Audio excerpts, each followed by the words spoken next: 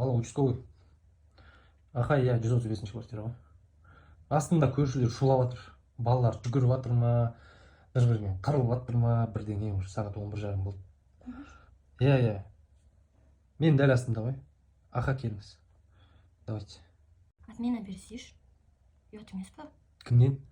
Көршілерден сен де қаншама жүресің ғой бұлайнан. Осылай жүресің ғой сен. Сіз шақырат бізге. Мен олай жүрмеймін. Сен жүресің осылай. Таң атпай осылай жүресің. Как конь сияқты. Ұят емес. Отмена бер дей бастысың ма? Бермеймін, балаларын тыныштандырсын. Ой, шаппас. Сен өзіңнің балаң бар ғой, кішкене ұялмайсың ба? Немене бірдеңе болса, бар ұрасың, не бірдеңе алып келіп. Еще бәрі сені қорғайды, милашка, тиіспеші оған бірдеңе. Бол, отмена бер, ұят емес. Мен түсінуші едім, сенің балаң болмаса. Мен қызым олай жүгірмейді.